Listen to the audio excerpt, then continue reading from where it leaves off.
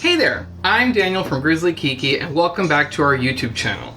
In this video, I'm going to be trying to make my own version of Swerve, which is a keto-friendly sweetener, which is made up of erythritol, oligosaccharides, which are a starchy prebiotic fiber, which comes from chicory root, as well as some stevia powder. And I like Swerve just fine, it works perfectly well, but I like to be very DIY in the kitchen, and so I wanted to try and make my own. So let's get started. We're going to be using some granulated erythritol, inulin fiber that's powdered, and some stevia powder. And you can get all of these by clicking on the links in the description box below. We're gonna start off with 6 dry cups of granulated erythritol.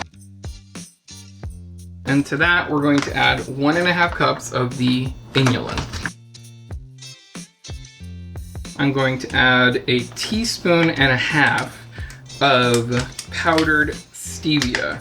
And what this is going to do is combat the coolness that comes from the erythritol and also add a little added sweetness so you have a 1-to-1 substitution ratio with cane sugar. See how simple that was? Just 3 ingredients, some spoons, and a bowl. Once you've put all 3 ingredients in a bowl, you're gonna whisk it together quickly just to kind of get it incorporated here. And you don't have to go crazy because what we're gonna do next is run it through a sifter so that the flavor and sweetness are consistent throughout this big batch of DIY Swerve that we're making. And we're done. All 7.5 cups of our erythritol, inulin, and stevia mixture have been finally sifted into this mason jar. And not only did that help incorporate everything, but as you can see, it has this nice finer texture, more similar to granulated sugar than regular granulated erythritol. And this will definitely dissolve better in your baking recipes or your coffee, things like that. And so now is the time to really see if it matches commercial Swerve. And I'm gonna have Robert join me on camera so that he can give his own unbiased opinion, because I made it, so of course I'm gonna like it. Hey there. Hi. Thank you for joining me. Oh, do you want to tell our viewers if I did a good job with this? Sure. How would I do that? So I'm gonna give you a spoon. Actually, I'm gonna give you 2 spoons. Oh. If I were doing this not on film, I would just, but yeah. Okay, so right. 1 spoon will be for. We don't have a studio audience that we're sharing this with. I know, but it feels weird. And so here we have the commercial Swerve, and like I said, here's all of my Swerve. Oh no, I thought Swerve. I thought it was a blind your Swerve. My Swerve. A blind taste test. So I guess I should try the commercial Swerve first. Okay. Then just do it the way I normally would.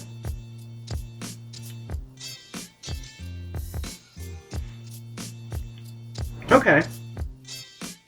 I'm trying to put my finger on what that tastes like. It sort of tastes like, it has the same sweetness as, cereal, cereal milk, if that makes sense. Oh, the regular Swerve. Yeah, the regular Swerve. It's like this, fruit, not really fruity, It's like Fruity Pebbles, the milk that's left behind from Fruity Pebbles is very that. I'm just curious what the, natural flavor in Swerve is, because I don't think you need a flavor. It tastes like it's some kind of fruit extract. Yeah. And that's my Swerve.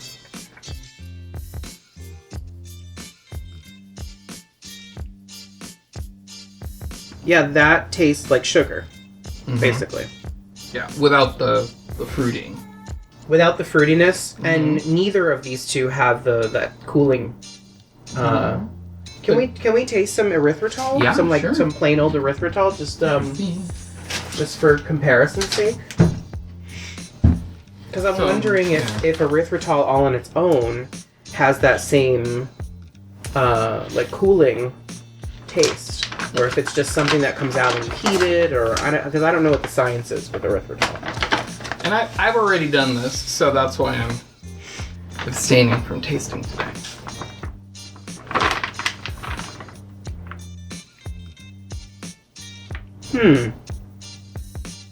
That's weird. Erythritol totally doesn't have...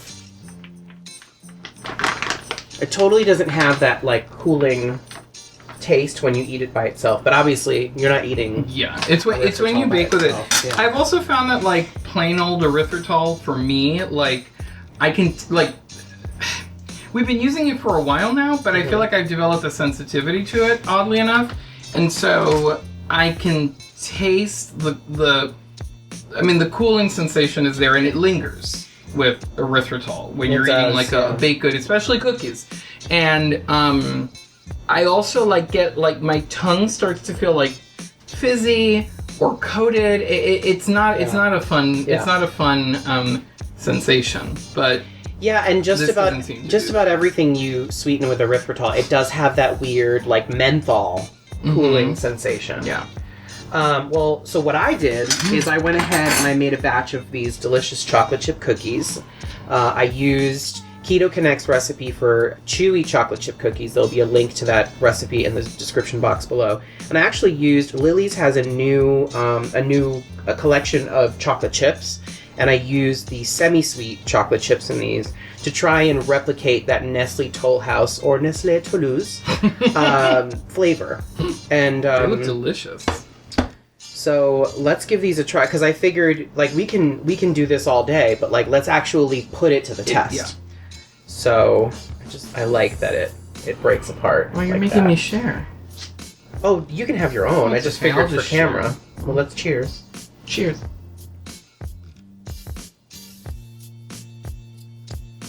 That's a good cookie. Mm-hmm. And it's chewy. It's chewy.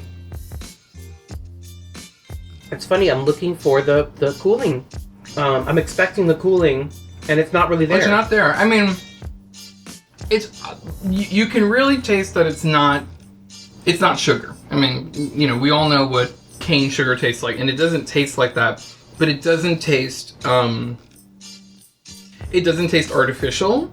And I also like that you can taste the almond flour for once. Like it has this nice almond, to me, kind of tastes a little perfuming a lot of the times. Really? Not in a bad way. It's I hate marzipan though, because that just tastes like you put a bottle of perfume in like gum paste, and I don't like that. Okay. But almond flour has a really pleasant taste, and it's not grainy or anything in this recipe, and So this is nice. yeah, it's very nice. It's comforting. This is nice. It is an almond flour based recipe, so you don't if you don't like we don't like coconut flour. We really don't like coconut flour. I hate it. So this is a perfect alternative for you. Mm-hmm. And these are delicious. The Lily's chips, which they now make, and they have a milk chocolate. They have semi-sweet, and the dark, which is they've always had the dark chocolate. And what did you use to make these? What do you mean? Which version of the chips? I use a semi-sweet. Okay. Yeah. They're amazing, and there's no funky aftertaste. Mm-hmm. They could be a little bit buttery-er, but you know that has nothing to do with the sweetener. I like that they're chewy. Yeah. Because sometimes keto cookies in particular can just turn out hard as a rock, and not crispy, just hard and dense for whatever reason. This is yummy. You did a very good job. Thanks. Well, I mean, it was your Swerve. I know, and you like that. I like that. I really do like that. My Swerve, your cookies, and Keto Connect's recipe. Yeah. So, great combination. Yeah, it worked. Yeah. Thanks for watching. If you like this video, be sure to subscribe to our channel, hit the notification bell so you never miss a video, and share this video with your friends and family. This is a great recipe to have, especially if you're starting keto, because you're going to miss things like sweets and cookies and stuff. Yeah, absolutely. Let us know what you think, and until next time, stay keto.